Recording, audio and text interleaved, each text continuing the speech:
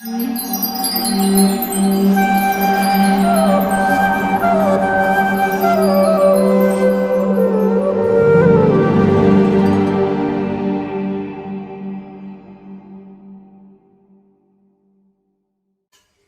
कृष्णा। आज हम लोग एक ऐसे विषय के बारे में चर्चा करने जा रहे हैं जो हम सबके लिए एक बहुत ही इम्पोर्टेंट विषय है, बहुत इम्पोर्टेंट टॉपिक है। और इस टॉपिक के बारे में, इस विषय के बारे में ज़्यादातर लोग बात नहीं करते, और अगर लोग बात भी करते हैं तो शायद कुछ अधूरे अनुमानों के साथ इस विषय को बंद कर देते हैं।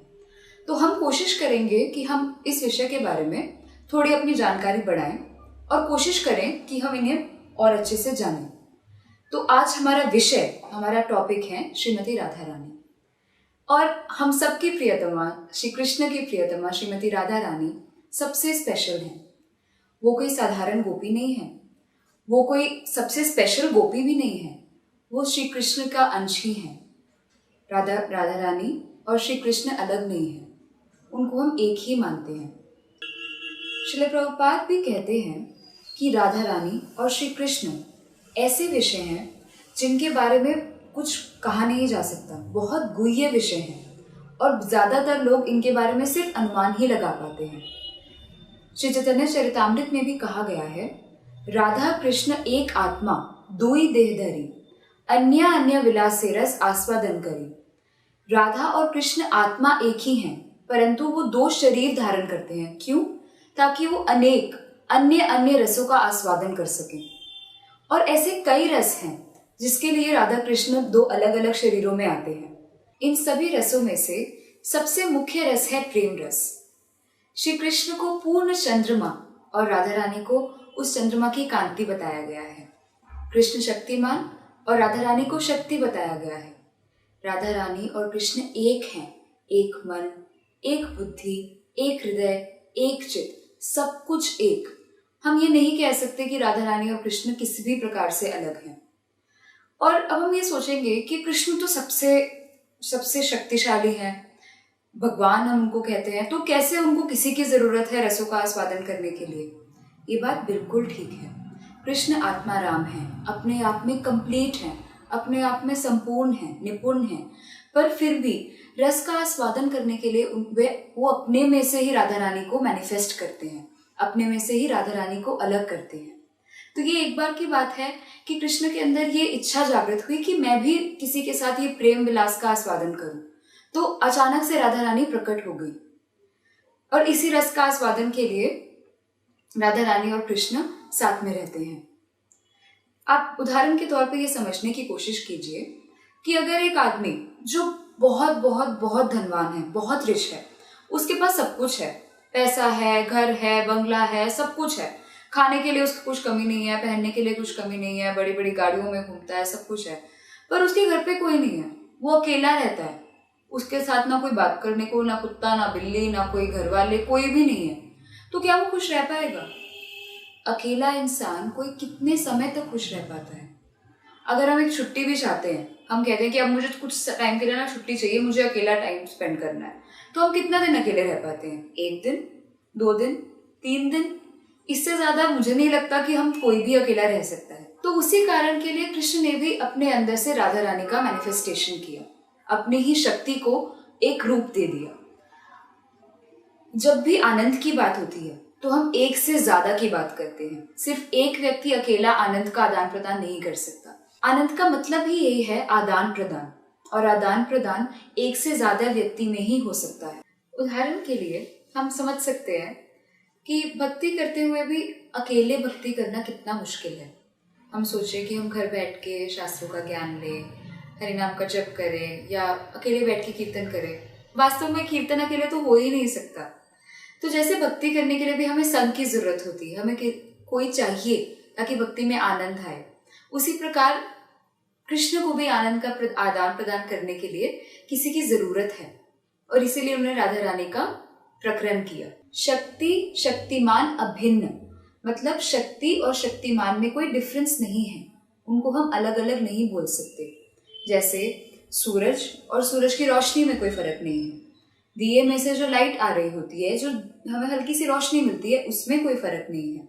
शक्ति और शक्तिमान मतलब मेरी जो एनर्जी है उसमें, मुझ में और उस एनर्जी में कोई फर्क नहीं है। वैसे ही राधा और कृष्ण में कोई अंतर नहीं है।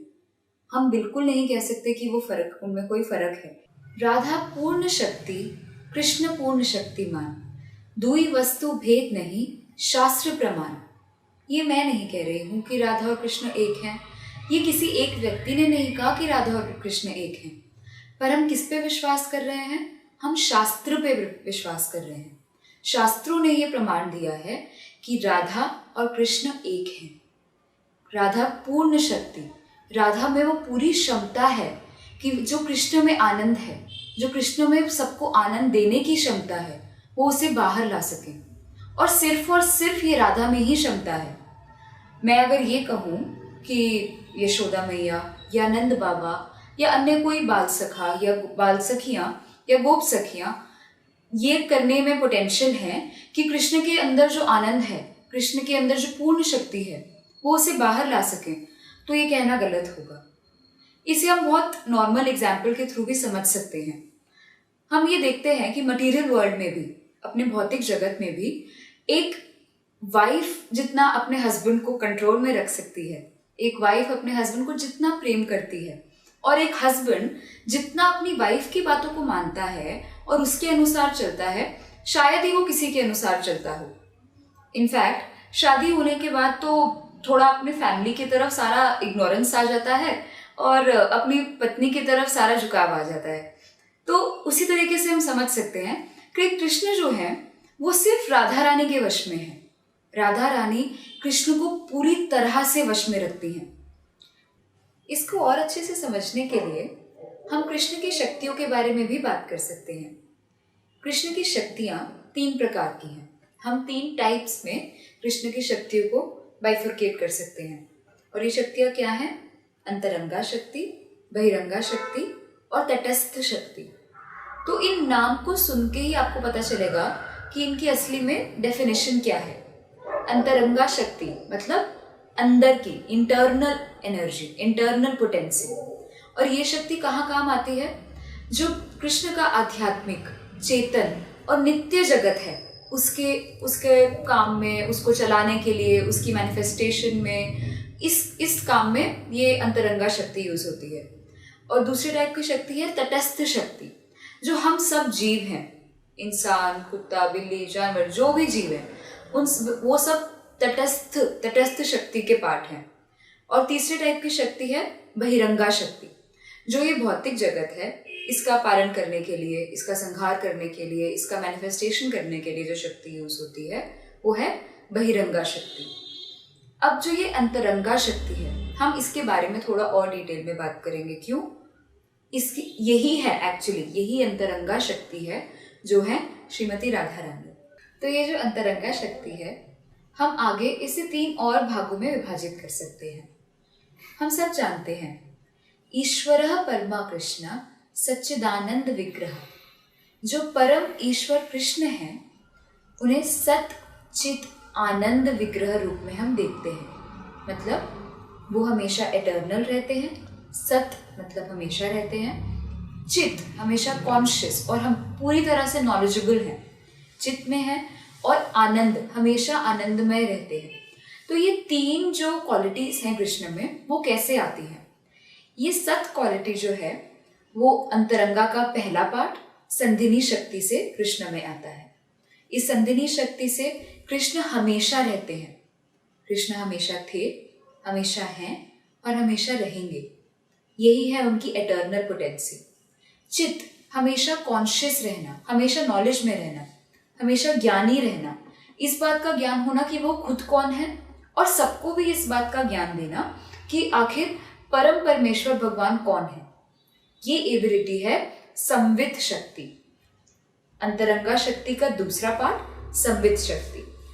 अंतरंगा शक्ति का तीसरा पार्ट जो है वो है हलादिनी शक्ति, और यही हलादिनी शक्ति है जो कृष्ण को हमेशा आनंद में रखती है। और क्योंकि कृष्ण हमेशा आनंद में रहते हैं, और इस वजह से अपने भक्तों को और अपने प्रेमी जनों को भी आनंद देते रहते हैं। ये हलादिनी शक्ति अब जो है वो श्रीमती राधा रानी है। सिर्फ श्रीमती राधा रानी में ही वो क्षमता है कि वो कृष्ण को हमेशा आनंद में रख पाती हैं। श्रीमती राधा रानी ने पद्म पुराण में नारद मुनि से भी कहा कि मैं जो हूँ मैं रमणी हूँ। मैं रमणी हूँ मतलब मेरे साथ विहार कर कर कृष्ण हमेशा रमन कर सकते हैं, हमेशा प्रसन्न रह सकते हैं। और उन्होंने ये भी बोला कि मेरा मेल फॉर्म जो है, मेरा पुरुष रूप कौन है? मेरा पुरुष रूप है कृष्ण, और मेरे और कृष्ण के बीच में कोई अंतर नहीं है। तो ये तो बात हुई श्रीमती राधा रानी का गोलोक वृंदावन में कैसे आविर्भाव हुआ, वो कैसे प्रकट हुई, उनके प्राकट्य के क्या कारण थे। अब हमें ये इतना पता चल चुका है। अब हम देखते हैं कि आखिर श्रीमती राधा रानी का इस भूतल पे, इस धरती पर कैसे प्राकट्य हुआ, और जिसके कारण हम ये इतना इतना इतना पावन अवसर मनाते हैं राधा अष्टमी का। तो एक बार जब वृषभानु महाराज, जो श्रीमती राधा रानी के पिता हैं, वो जल में तपस्या कर रहे थे, अर्घ दे रहे थे। और किस लिए तपस्या कर रहे थे? वृषभानु महाराज और कीर्तिदा माता जी की कोई संतान नहीं थी, इसी कारणवश वो जल में तपस्या कर रहे थे। उनके सामने एक 100 पत्तियों वाला बहुत सुंदर स्वर्ण की तरह चमकता हुआ एक कमल का फूल आया, और उस कमल के फूल के अंदर और भी एक सुंदर चीज, और भी एक चमकती हुई चीज, और भी एक स्वर्ण तरीके से ग्लो करता हुआ उन्हें क्या मिला? एक बालिका, एक छोटी सी बालिका। और ये कौन थी? श्रीमती राधा रानी। तो हमें ऐसा लगेगा कि ये आविर्भाव कैसे हुआ और ये अपीयर कैसे हुई। तो कृष्ण और राधा की जो लीलाएं हैं, जो नित्य लीलाएं हैं, वो आपके या मेरे या हम सब के लिए समझना बहुत आसान नहीं है। यही तरीका था जिस तरीके से श्रीमती राधा रानी इस धरती पर प्रकट होना चाहती थी, और इसी तरीके से वो वृषभानु जी को प्राप्त हुई। तो जन्म तो श्रीमती राधा रानी का हो गया, पर लगभग 11 दिन तक उन्होंने अपनी आंखें नहीं खोली। उन्होंने सबको ऐसा दर्शाया कि उनको कुछ दिख नहीं रहा है। अब वृषभानु और कीर्तिदा माता जी बहुत बहुत विलाप करने लगे कि इतनी सुंदर बालिका, इतनी निपुण बालिका, पर आखिर वो देख नहीं पा रही। उनको बहुत बहुत दुख हुआ। एक बार की बात है कि उसके कुछ दिन बाद ही यशोदा मैया और नंद बाबा कीर्तिदा और वृषभानु के घर आए, उनके महल में आए, और यशोदा मैया ने एक पाँव में कृष्ण को बैठाया और एक पाँव में राधा रानी को बैठा दिया। तो कृष्ण ने राधा रानी को स्पर्श करा, और उनके स्पर्श करते ही राधा रानी ने अपनी आँख खोली और उनको सब कुछ दिखने लगा। अब इसके पीछे भी एक बहुत बहुत प्यारा सा कारण है। जब गोलोक वृंदावन में कृष्ण इस धरती पर आने की तैयारी कर रहे थे, तो उन्होंने राधा रानी को बोला कि राधे, तुम भी मेरे साथ चलो, तुम्हें भी मेरे साथ धरती पर चलना होगा।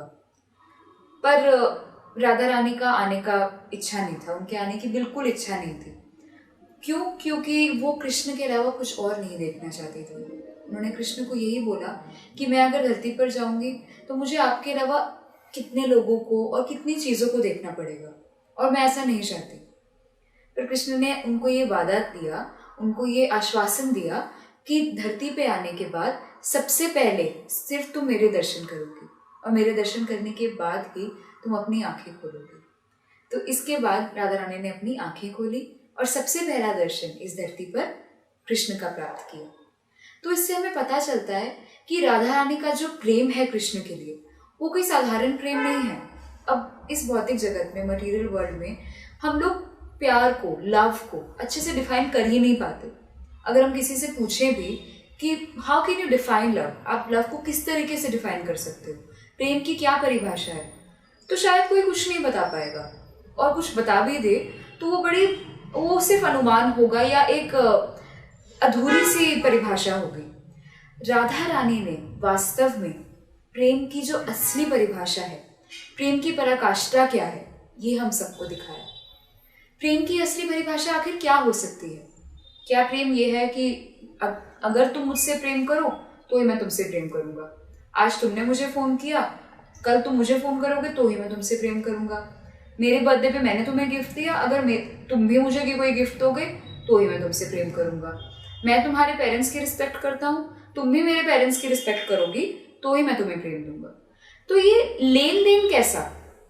प्रेम कोई बिजनेस तो है नहीं, कोई कारोबार तो है नहीं। प्रेम तो सेल्फलेस है, प्रेम का कोई कारण तो नहीं हो सकता ना। जो ये अकारण और निस्वार्थ प्रेम है, वो असली निस्वार्थ भाव से प्रेम करना ही असली प्रेम है। श्रीमती राधा रानी ने हम सबके लिए प्रेम को सबसे अच्छे तरीके से परिभाषित करके दिखाया है। उन्होंने हमें बताया कि किस तरीके से एक निस्वार्थ भाव से किसी को प्रेम किया जा सकता है। हम लोग दो तरीके से भगवान का चिंतन करते हैं। या तो हम भगवान के बारे में सोच सकते हैं, या उससे भी ऊंचा लेवल, उससे भी हायर लेवल क्या है, भगवान के लिए सोचना, भगवान की प्रसन्नता के लिए सोचना। और ये लेवल सिर्फ ब्रजवासी, सिर्फ राधा रानी ही अटेन कर पाए।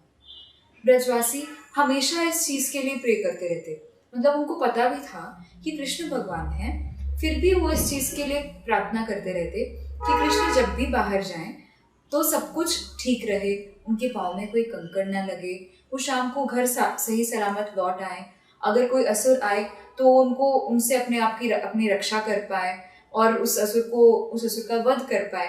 तो ये भाव है कृष्ण के लिए सोचना, और ये वास्तव में निस्वार्थ प्रेम कहलाता है। जिस तरीके से एक नदी को कोई सागर में मिलने से नहीं रोक सकता, उसी प्रकार श्रीमती राधा रानी भी वैसी ही एक नदी है जिनको कृष्ण से मिलने से कोई नहीं रोक सकता। भक्ति सिद्धांत महाराज ने भी ये हमें बताया है कि हम ऐसे कर्म तो करें जिनसे हमारा कृष्ण के प्रति आकर्षण बढ़े, हम कृष्ण से और प्रेम कर पाए। पर वो क्या कहते हैं कि उससे भी ज्यादा जरूरी क्या है कि कृष्ण भी हमारी तरफ ध्यान दे। आखिर इतने जीव, इतने व्यक्ति, इतने लोग, और उनमें से कितने ही लोग भक्ति में भी हैं, कितने लोग कोशिश करते रहते हैं कि वो किसी तरीके से कृष्ण को प्रसन्न करें। तो हम ऐसा तो कुछ करके दिखाएं ना कि कृष्ण हमारी तरफ भी ध्यान दे, हमें भी देखे। तो हमें अपने एक्शंस को, हमें अपने कर्म को इस प्रकार करना है कि कृष्ण का ध्यान हम पर आए। इसी प्रकार राधा रानी में ऐसी क्या क्वालिटी थी कि कृष्ण कुछ भी हो जाए, इतनी लाखों करोड़ों गोपियां, इतनी सारी सखियों के होते हुए भी कृष्ण हमेशा राधा रानी की तरफ आकर्षित रहते थे। चाहे वो कभी कभी ऐसा जरूर दिखाते कि वो कभी किसी और के साथ विहार कर रहे हैं, कभी किसी और गोपी के साथ कुछ पास टाइम्स कर रहे हैं, कुछ लीला कर रहे हैं, पर राधा रानी की पोजीशन, राधा रानी का जो लेवल था वो कोई गोपी नहीं ले पाए। ऐसा क्या था? तो ये अट्रैक्शन जो है वो कोई मटेरियल अट्रैक्शन नहीं है। इस जगत में जो अट्रैक्शन होती है वो किन बेसिस पे होती है? ये व्यक्ति बहुत सुंदर है, ये बहुत गुड लुकिंग है, इसके पास बहुत धन है, ये बहुत अच्छे लेवल पे जॉब कर रहा है, ये बहुत अच्छी ऑर्गेनाइजेशन में वर्क कर रहा है, इसके साथ मैं अगर अपने संबंध बढ़ाऊंगा तो मुझे शायद ये मिल जाएगा या वो मिल जाएगा। तो ये वाला अगेन, ये कारोबार जैसा जो अट्रैक्शन है ये सिर्फ भौतिक जगत में होता है। पर राधा रानी और कृष्ण के बीच में कैसा अट्रैक्शन था? Spiritual attraction. कृष्ण को राधा रानी की ब्यूटी ने तो अट्रैक्ट कर ही लिया था, वो पूरी तरह से सम्मोहित रहते थे। पर उसके अलावा कृष्ण को किस चीज ने बांध के रखा राधा रानी से? उनका प्रेम। राधा रानी के का जो कृष्ण की तरफ भाव था, राधा रानी का कृष्ण के प्रति जो प्रेम था, वास्तव में वही एक कारण था जिसकी वजह से कृष्ण हमेशा पिघल जाते थे। ये बहुत फेमस सिख सेइंग है, लव कॉन्कर्स द लवर, मतलब प्रेम जो है वो प्रेमी को भी जीत लेता है। वैसे ही भक्ति जो है, भक्त जो है वो भगवान को जीत लेता है। तो भगवान, ये हम सब जानते हैं कि भक्त जो है वो हमेशा भगवान के वश में रहते हैं। उसी तरीके से कृष्ण जो है हमेशा राधा के वश में रहते हैं। कृष्ण को हरि बुलाया जाता है। हरि का क्या मतलब है? जो सबके हृदय को हर लेता है, सबके चित्त को हर लेता है। पर वास्तव में श्रीमती राधा रानी कृष्ण के हृदय को हमेशा हर लेती है। कृष्ण जो है सर्वशक्तिमान है, सारी शक्तियां उनके अंडर है, चाहे वो मटेरियल हो, स्पिरिचुअल हो, किसी भी प्रकार की शक्ति हो, वो सब कृष्ण के अंडर है। पर वास्तव में राधा रानी जो है वो सर्वशक्तिमान है। उन्होंने माया शक्ति या आध्यात्मिक शक्ति सबको कंट्रोल करके रखा हुआ है। क्यों? क्योंकि उन्हें कृष्ण को ही कंट्रोल करके रखा हुआ है। कृष्ण जो है वो परम नियंता है, सुप्रीम कंट्रोलर है। पर राधा रानी जो है वो कृष्ण को भी कंट्रोल कर जाती है, वो सुप्रीम कंट्रोलर को भी कंट्रोल कर जाती है। तो इसी वजह से श्रील प्रभुपाद ने हमें ये सबसे आसान तरीका बताया है। योग, तप, ज्ञान, शास्त्र सब कुछ हम कर सकते हैं। शास्त्र तो हमें पढ़ने ही हैं, पर ये योग करना, तपस्या करना और बहुत कुछ करना, ये बहुत मुश्किल है, बहुत मुश्किल है। ये तो हम सब जानते ही हैं कि ये सबसे मुश्किल है शायद। तो श्रील प्रभुपाद ने हमें आसान चीज क्या बताई? सिर्फ राधा रानी से प्रेम करना। और उससे होगा क्या? राधा रानी से प्रेम करेंगे तो ऑटोमेटिकली कृष्ण हमें एक्सेप्ट कर लेंगे। राधा रानी अगर एक बार भी कृष्ण को ये बोल दें कि तुम इसे एक्सेप्ट कर लो, अगर राधा रानी हमारी सिफारिश कृष्ण को कर दें, तो कृष्ण चाहे हम कैसे भी हैं, सबसे बुद्धू, सबसे मूर्ख, दिखने में सबसे बुरे या किसी भी प्रकार के हम इंसान हैं, कृष्ण हमें पक्का अपने हृदय से लगा ही लेंगे और हमें अपना बना लेंगे। आखिर यही तो हमारे जीवन का गोल है ना। इसीलिए हम लोग भक्ति कर रहे हैं और इसीलिए अपना सब कुछ छोड़ छाड़ के हम भक्तों ने हमने अपनी मटेरियल लाइफ त्याग दी। और जो एस्पायरिंग डिवोटीज हैं, जो भक्त बनना चाहते हैं, वो अपना कितना कुछ दाव पे लगाते हैं। आखिर किस लिए? सिर्फ एक ही हमारा गोल है। हमारा गोल यही तो है कि हम कृष्ण की तरफ अपने कदम बढ़ा सकें, कृष्ण की तरफ अपना जो अट्रैक्शन है उसे बढ़ा सकें। तो ये अट्रैक्शन बढ़ाने का, कृष्ण प्रेम पाने का और कृष्ण का अट्रैक्शन अपनी तरफ लेने का सिर्फ ये सबसे आसान तरीका है, श्रीमती राधा रानी से प्रेम करना। तो ये सोचने की बात है कि श्रील प्रभुपाद आखिर हमें इंस्ट्रक्शन क्यों दे रहे हैं। राधा रानी जो है वो कृष्ण की मर्सी की, कृष्ण की करुणा की अभिव्यक्ति है। जैसे कि अगर मैं कहूँ कि मुझे प्रेम को एक मूर्ति के रूप में डिफाइन करना है या मुझे मर्सी की एक मूर्ति बनानी है, तो वो कृष्ण ने जो इस मर्सी को रूप दिया, वो रूप है श्रीमती राधा रानी। इसीलिए श्रील प्रभुपाद ने हमें ये कहा कि अगर राधा रानी को अगर हम प्लीज कर लेंगे, अगर एक बार राधा रानी कृष्ण को ये बोल दे कि कृष्ण इसे अपना लो, तो कृष्ण कुछ नहीं देखेंगे और हमें रेडीली अपना लेंगे, बाहें खोलकर हमें एक्सेप्ट कर लेंगे। अगर हम कंपेयर भी करें कृष्ण और राधा रानी को, तो कृष्ण तो बहुत नाप तोल कर भक्ति देते हैं।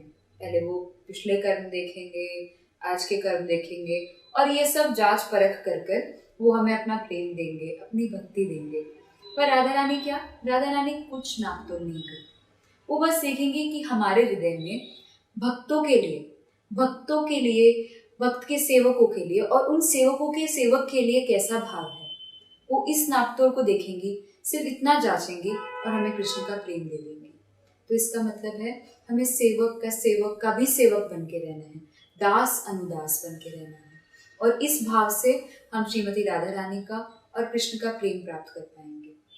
राधा रानी की इसी करुणा की वजह से हम देखते हैं कि हमारे इतने महत्वपूर्ण ग्रंथ श्रीमद् भागवतम में भी राधा रानी का कोई जिक्र नहीं है, उनका नाम एक भी जगह पर नहीं आया। ऐसा इसलिए कि उनकी इस करुणा और इस प्रेम की वजह से सुखदेव गोस्वामी जब भी राधा रानी का नाम सुनते, कम से कम 6 महीने के लिए वो भाव विभोर हो जाते और उन्हें कुछ भी करने की फिर चेतना नहीं रहती। और आप जानते ही हैं कि उस समय पे कितना क्रूशियल था परीक्षित महाराज को श्रीमद् भागवतम की कथा सुनाना। इसलिए श्रीमद् भागवतम में भी राधा रानी का कोई जिक्र नहीं है। जब चैतन्य महाप्रभु ने रामानंद राय को श्रीमती राधा रानी के विषय में बात करने के लिए बोला, वे सुनना चाहते थे श्रीमती राधा रानी की ग्लोरीज के बारे में। जब चैतन्य महाप्रभु ने ऐसी इंस्ट्रक्शन रामानंद राय को दी, तो रामानंद राय को चैतन्य महाप्रभु को रोकना पड़ा, उनको कहना पड़ा कि अब और मत कहो। क्यों? क्योंकि चैतन्य महाप्रभु इतने भाव विभोर हो गए कि वो राधा रानी के विषय में और नहीं सुन पाए। उन्होंने रामानंद राय को बोल दिया कि अब तुम आगे कहोगे तो मैं सहन नहीं कर पाऊंगा। आप अपने षट गोस्वामी की बात ही ले लीजिए। हमारे षट गोस्वामी भी जो हैं, वो हमेशा ब्रज में यही कहते घूमते रहते, हे देवी ब्रज देवी के चलते। वो हमेशा राधा रानी की ही खोज में रहते। खास करके रघुनाथ दास गोस्वामी ने अपना पूरा जीवन राधा कुंड के किनारे बैठकर विलाप करके बिता दिया। वो इस कारण विलाप करते रहे कि आखिर कब राधा रानी उन्हें दर्शन देंगी, कब वह भी कम से कम एक जितना राधा रानी कृष्ण को प्रेम करती हैं, उससे कुछ 0.1% शायद रघुनाथ दास गोस्वामी भी कृष्ण को उतना प्रेम कर पाए। वो इस भाव की वजह से विलाप करते रहते। उन्होंने अपने स्वनियम दशकम में भी ये कहा है। उन्होंने कहा कि अगर कृष्ण स्वयं भी मुझे कहेंगे कि द्वारिका चले आओ, मेरे दर्शनों के लिए द्वारिका चले आओ, और वो ये मुझे बताएंगे कि वहाँ राधा रानी नहीं है, तो मैं वहाँ नहीं जाऊँगा, मैं वहाँ नहीं जाऊँगा। मतलब रघुनाथ दास गोस्वामी ने यह कहा कि मैं कृष्ण के दर्शन के लिए भी नहीं जाऊँगा। उन्होंने ये कहा, पर अगर कृष्ण ऐसा कहेंगे कि द्वारिका में राधा रानी भी मौजूद है, तो मैं अपने दांतों तले तृण रखकर दौड़ता हुआ भाग जाऊंगा। कहने का अभिप्राय ये है कि रघुनाथ दास गोस्वामी ने हमें ये इंस्ट्रक्शन दिया कि कृष्ण की उपासना राधा रानी के बिना नहीं की जा सकती। तो भगवान की भक्तों के साथ उपासना करना। राधा रानी ने अपने भक्तों के ऊपर अनेक तरीके से बहुत कृपा करी है। जैसे खुद जाकर रूप गोस्वामी के लिए उन्होंने खीर बनाई। हमारे सभी षट गोस्वामी मधुकरी से अपना जीवन चलाते थे। एक बार की बात है कि रूप गोस्वामी कुछ अपने पढ़ाई के कार्य में, लिखने के कार्य में बहुत व्यस्त हो गए और उन्हें समय का और दिन रात का कुछ होश नहीं रहा और मधुकरी करने वो जा नहीं पाए। तो राधा रानी ने क्या किया, उन्होंने देखा कि मेरा ये जो भक्त है, जो इतनी सिंसेरिटी से, इतने प्रेम से मेरी सेवा में लगा हुआ है, वो सुबह से भूखा है और मधुकरी करने तक नहीं गया है। तो राधा रानी ने एक छोटी सी बालिका का रूप लिया और रूप गोस्वामी के पास आई।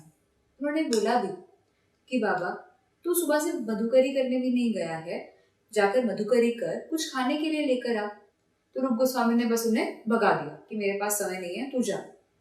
तो राधा रानी ने खुद चावल लेके आई, खुद दूध लेके आई, खुद मीठा लेके आई और उनके लिए खीर बनाई। और ऐसे में थोड़ी देर बाद सनातन गोस्वामी रूप गोस्वामी से मिलने आए। सनातन गोस्वामी ने जैसे ही वो खीर चखी तो उन्हें पता चल गया कि ये कोई साधारण खीर नहीं थी, ये खीर तो बहुत बहुत बहुत दिव्य थी। उनको चखते ही कुछ अलग सा ही महसूस हुआ। तो सनातन गोस्वामी ने रूप गोस्वामी से पूछा कि रूप, ये खीर आखिर किसने बनाई है? तो रूप गोस्वामी ने ये बताया कि ये खीर एक छोटी सी ब्रज की लड़की ने बनाई। वो आई और खीर बनाकर चली गई। तो सनातन गोस्वामी को ये रियलाइज हुआ, उन्हें समझ आई कि क्योंकि रूप गोस्वामी मधुकरी करने नहीं गए थे और सुबह से वो भूखे थे, तो राधा रानी ये देख नहीं पाई। उन्होंने रूप गोस्वामी को बहुत डांटा। उन्होंने उन्हें समझाया कि कुछ भी हो जाए, तुम कितने भी व्यस्त क्यों ना हो, पर मधुकरी करने के लिए समय जरूर निकालो, क्योंकि राधा रानी ये सहन नहीं कर पाएगी कि तुम पूरा दिन उनकी सेवा में लगे हो और कुछ खा भी नहीं रहे हो। मधुकरी करोगे, खुद अपना पेट भरोगे, तो राधा रानी को तुम्हारी सेवा नहीं करनी पड़ेगी। ऐसे ही इंसानों की तो रक्षा राधा रानी कर ही रही है, इंसानों की के ऊपर अपनी कृपा दिखा रही है, पर जानवरों को भी राधा रानी नहीं छोड़ती। जैसे एक बार की बात है, एक सियारिन राधा कुंड से जल पी रही थी, पानी पी रही थी। तो कुछ बच्चों ने उन्हें देखा, तो बच्चों ने उन्हें कंकड़ से और पत्थर से मारना शुरू कर दिया। सियारिन को कंकड़ पत्थर से मारना शुरू कर दिया और वो सियारिन डर कर एक बिल में जाकर छुप गई। जब इस बिल से वो बाहर आ रही थी तो पता नहीं ऐसा क्या हुआ कि उसके पूरे शरीर ने आग पकड़ ली और वो जलकर उस समय बहुत तड़प रही थी और बहुत चिल्ला रही थी। अब वहीं से राधा रानी गुजर रही थी। तो ये बहुत सोचने की बात है कि चाहे कोई भी समय हो, हम ऐसा नहीं कह सकते कि राधा रानी और कृष्ण द्वापर युग में जब इस धरती पर थे तभी उनकी लीलाएं राधा कुंड में या कहीं पे होती थी। ये आप और मैं और हम सब जानते हैं कि ये लीलाएं ब्रजधाम में नित्य रूप से अभी भी हो रही हैं और अभी भी राधा रानी अपने सभी भक्तों का उसी प्रकार से ध्यान रखती है। तो जब राधा रानी वहां से गुजर रही थी तो उन्होंने देखा कि वो सियारिन तड़प रही है, तो राधा रानी का दिल एकदम मचल उठा। उन्होंने अपनी सखियों को बोला कि ये कौन है जो मेरे धाम में, मेरे कुंड के पास इतना तड़प रहा है और इतना विलाप कर रहा है और इतने दुख में है, इतनी पीड़ा में है। तो उन्होंने अपनी सखियों को उसे लाने के लिए भेजा। तो जो सखियां थी वो सियारिन को लेके आई। तो राधा रानी के स्पर्श करते ही वो सियारिन थोड़ा चैन प्राप्त कर पाई और उसने अपना शरीर भी थोड़े सुकून से छोड़ा। तो इस प्रकार हम जैसे कहते हैं ना कि वृंदावन और कृष्ण का नाम और कृष्ण के सारे परिकर, सारे भक्त कृष्ण से अलग नहीं है, कृष्ण से सेम है। कृष्ण की पैराफर्नेलिया, उनका होली नेम, उनका नाम और उनका धाम सब सेम है।